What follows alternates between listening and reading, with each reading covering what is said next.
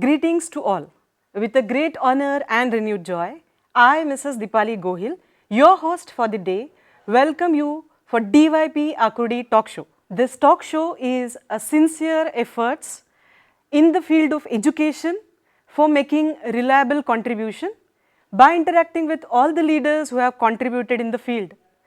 Today, we have such a great leader with us, a very young, dynamic and a versatile personality, Dr. Neeraj Vyavhare. Vyavhare sir has been very active in academics and in research. Sir has been bestowed with Best Principal Award in the year 2020 by Savitribai Phule Pune University. Sir is also contributing his services in the form of consultancies, and sir has travelled across the globe for various national and international conferences. So here, I would with a great proud like to welcome Vyavhare sir. Welcome to the show, sir. Thank you. Sir, pharmacy has become a buzzword, especially in this current pandemic. How would you take it? Good question. Let me tell you that the pharmacy is a perennial sector. In every stage of life, you need one or other form of medicines. And one must understand that the pharmacy is not only related to medicines. It also includes cosmetic preparation, vitamin supplements, biologicals like vaccine, sera, and hence it is a huge sector. If you consider right from the first stage, that is the pregnancy. In pregnancy also there are requirements of medicine, vitamin supplement. Then during delivery, it needs some medicines. Newborn may not be medicines, but the vaccine starts with this. Yes. Then adults, considering that adults are healthy, but they may require some cosmetic preparations, and geriatric patient, old age related anomalies are there.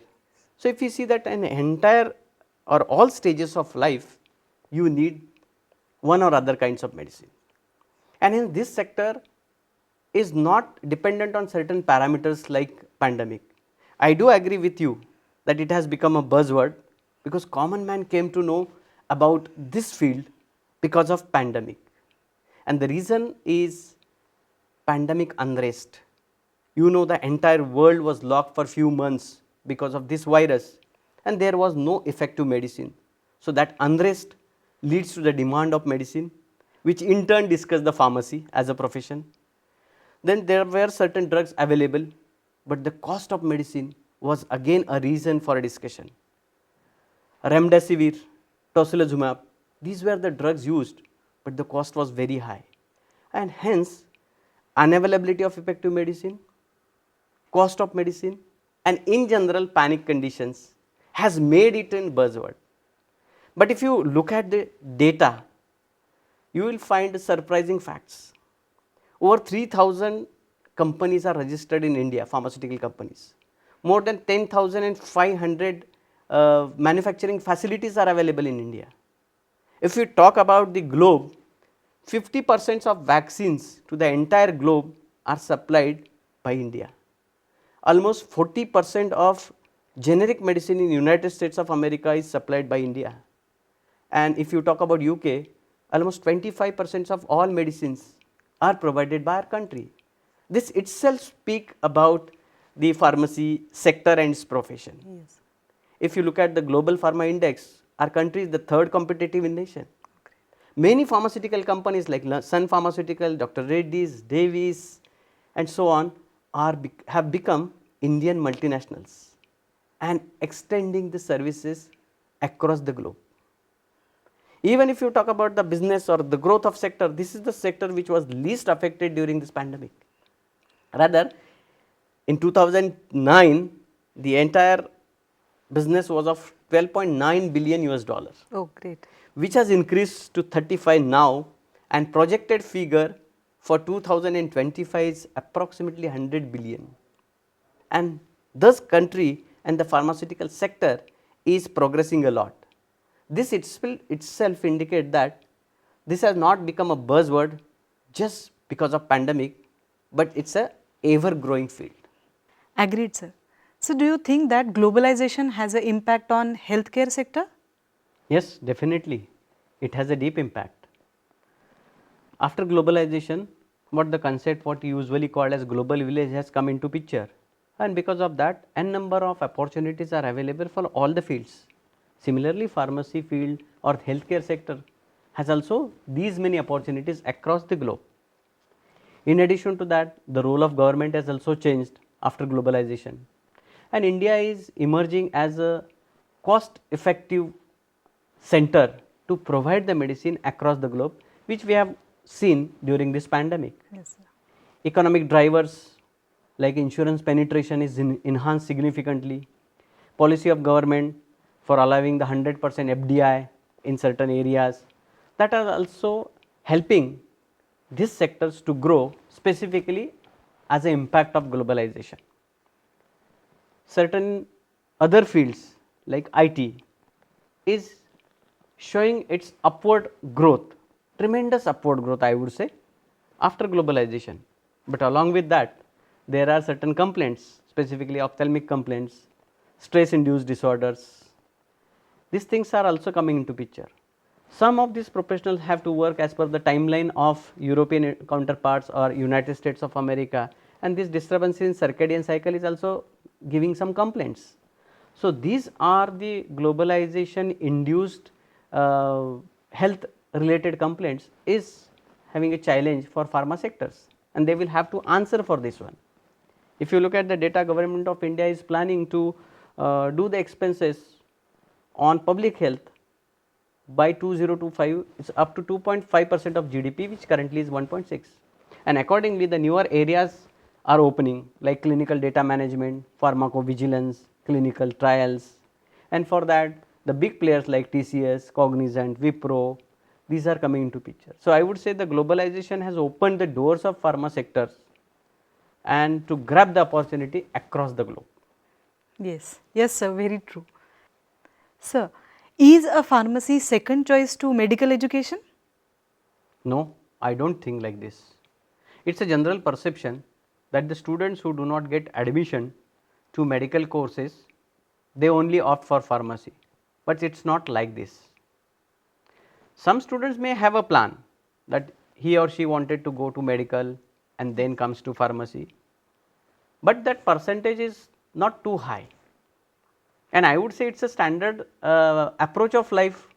We always have different plans, Yes. plan A, plan B, plan C. Yes. Similarly, some students might have this plan that the pharmacy as a next choice to medical, but the data does not support this every time. For example, now latest what CET examination, MST CET examination has conducted, approximately 4,35,000 students have appeared for this examination, and out of that 1,93,000 plus students have opted only for pharmacy CET. This percentage goes to 44% of the total, which itself indicates that the students have the pharmacy as a first choice. The reason being, people know that how this sector is going and how it will grow in future. I would say, I would like to give you information, madam, that more than 65,000 crore rupees have been allocated to the Ministry of Health and Family Welfare by Government of India. Oh, yes. 35,000 crore rupees is allocated under the National Health Mission. So, all these are going to the healthcare sector. 64,000 crore rupees are allocated for Ayushman Bharat Yojana.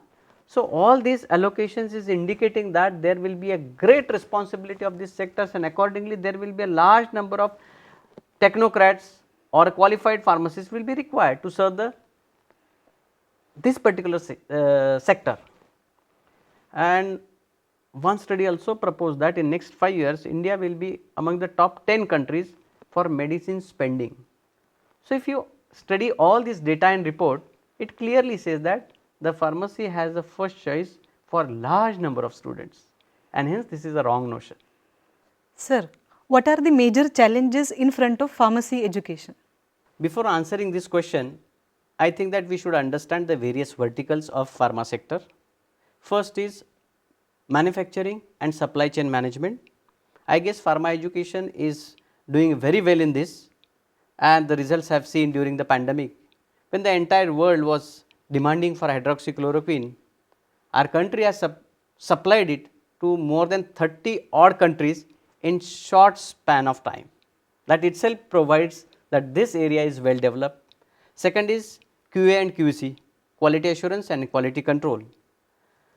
I would like to tell you, madam, that India is the only country which has the highest number of US FDA approved plant outside the United States of America, which itself says that this field is also well developed. So, we have overcome the challenges. Third is regulatory. It is a need base. At Indian multinationals which are exporting their drug, for them they are complying all regulatory requirements. So, that is also need based development is seen in this area. Next is research and development and research and innovation. This is the area where we need to focus and we have to work a lot on this. So, I think that pharmacy educations will have the major challenge as the development of R&D facilities as well as the approach toward the research and development. Other than this new lifestyle, new normal lifestyle, post globalized lifestyle has come up with n number of new complaints. Earlier also I said stress induced disorders, occupational related complaints, this epidemic and pandemic challenges. Some studies or some reports have seen that henceforth we may have a different type of the viral infections, maybe as per the warfare strategy or impact of globalization and other kinds of things. In such situation, immediate and fast action is expected, which will be a major challenge in front of the pharmacy education to develop how to render the services in short span. And such kind of the complaints or infections or pandemic where the appropriate drug therapy is not available, for that a new concept called as repurposing of drug. It means that medicine which is already is being used, but for some other purpose. Again, I would take the example of hydroxychloroquine, which is for malaria, but have been found to be useful in pandemic. So, this repurposing of existing drug will be a major challenge that the pharmacy education need to address. Thank you, sir, for these insights. So, with all these challenges discussed, do you think college syllabus is sufficient to cope up with this? Partially, yes. One must understand and accept that there are certain regulatory limitations for the syllabus, specifically the institutes which are affiliated to public universities. The syllabus is periodically revised, and we have to understand that while reframing the syllabus, we have to include the advancements, but without deleting the basics. And hence, this entire things gives some limitations while framing the syllabus. So, it cannot be 100% as per the contemporary need. But as a solution to this, there are various points that almost all good institutes follow and implement. One is called as beyond syllabus. Certain things which are not covered in the syllabus and it is not possible to revise, then in such cases, these contents which you feel that is important that the student should know can be covered under the category called as beyond syllabus, which includes sites visits, training with respect to the need, hands-on conduct of workshop, symposia, so on and so forth. Industry demand is different, probably syllabus is not giving up to that mark. Then this industry and institute can come together and leads to a collaborative learning. Then next part is project based learning and also called as problem based learning, because that enhances or that inculcate the approach to solve the issues. So, problem based learning, then value added courses, specifically these are the industry driven choices, and in this current CBCS, that is choice based credit system, this can very well accommodate these value added courses, bridging courses, and above all the most important I would say that all reputed institutes has this advantage that they have very well equipped laboratories and infrastructure which is as per the need of industry, and hence the students while conducting the course get acquainted with the working of these equipments, and hence the industry does not require any training cost. So, from day one they start and render the services as a professional. And hence, even though the syllabus has its limitation, but these all things are there which can compensate that lacuna. Thank you so much, sir, for this wonderful information, which is about like we can have a basic syllabus, Yes. but definitely we can go beyond it and can have content beyond syllabus, Very true. value added courses, project based learning and so on. Thank you, sir. Let's move on to next question, sir. Sir, in general, it is said that or it is considered that pharmacy is more focused on manufacturing and not on research and clinical practices. So, what's your opinion about this? It was earlier true that the pharmacy sector was mainly focused for the manufacturing of the drug, but now it has different verticals. First is community pharmacy, that is supply of medicine to the patients against the valid prescription of registered medical practitioners. Then comes to manufacturing and supply chain management.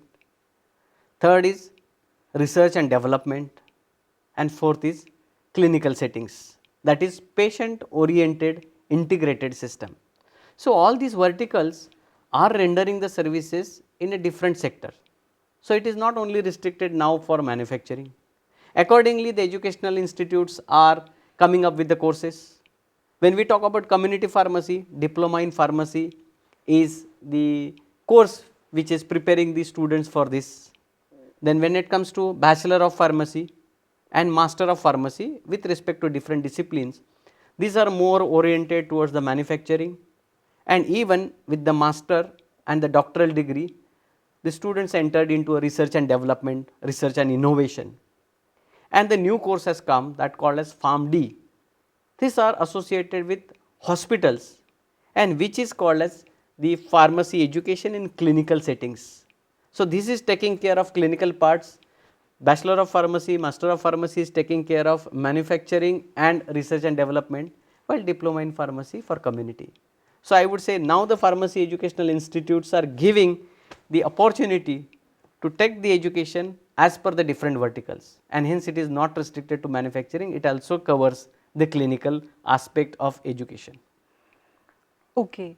So nice information, sir, about the new developments in the field and the verticals that we have in hand. Anybody who wish to go for any of the field can explore these verticals. I would like to add over here, madam, my college, Dr. D.Y. Patil College of Pharmacy, which is located in Akurdi, offers all these courses, and hence the students as per his wish or interest can accommodate it for the Yes, course, definitely, and accordingly can render the services Yes, to definitely. the society, of course. Yes. Sir, as you have mentioned about your college, we would certainly like to know how your college is different. First, I would like to tell that our college, D.Y. Patil College of Pharmacy, Akurdi, is offering all the courses under the domain of pharmacy education. So, we have a diploma in pharmacy, degree pharmacy, post graduation and doctoral courses, as well as PharmD, that is the clinical settings. And hence we are involved in preparing the pharmacist who can render the services as a community pharmacist, as a manufacturing expert, research scientist, QA QC expert, regulatory expert and a clinical expert. So, this is the most important, that once if the education is given under one roof, there is a very good interaction between the students of these different courses, and they can have a more better peer learning and can take away much more than the prescribed syllabus. Second, although we are affiliated to Savitribai Phule Pune University and we follow this prescribed syllabus, but as I said earlier that we also give emphasis on the covering of content beyond syllabus, where our industry partner comes, the expert from the industry comes and guide our students as well as teachers. We also have the CSR initiative activities for getting some grants, getting equipments and the trainings from the industry partners. Currently, madam, our students are undergoing training which is given by the expert from Barclays, that is on soft skill and personality development. Similarly, we have a various expert like Kuljit Uppal, who is the first image scientist in the world having a doctorate, is associated with us for such kind of things. Our laboratories are well equipped as per the industry norms. We have high tech facilities to promote the project based learning and problem based learning. Even many of our postgraduate students go to industry to complete a part of their projects. So, they understand the industry culture, they develop the innovative approach, they understand the research culture, industry culture, corporate culture, which is I feel is very, very important. And we have industry linked projects in the area of R&D and market complaints, which all are giving the exposure to the students. And throughout year we conduct various extension and outreach activities, I would say, like patient counseling, which is a need of our. And hence during this entire course of whatever the course the students have select, they get exposure, and I would call it, this is called as theory of multiple exposure, multiple expertise and multiple intelligence. This is something what we have made our colleges different, and how to validate whether these practices are giving results or not. So, only one example I would give, that's consistently last 5 years our placement is more than 90%, which itself is a kind of validation to all these practices, and because of this I am confident that my college is somewhat different in imparting the pharmacy education in the country. Yes, definitely, sir. And congratulations to you and your all team members in the college for all these achievements throughout the years. Thank you so much, sir, for such an insightful session. And it was really a pleasure having you with us on this show, sir. Thank you, ma'am, for giving me an opportunity to share my views with your esteemed viewers. Thank you once again. Thank you, sir. On this note, we conclude the show. See you all in next episode. Till then, stay home, stay safe, and keep watching DYP Akudi Talk Show. Let's educate to elevate. Thank you.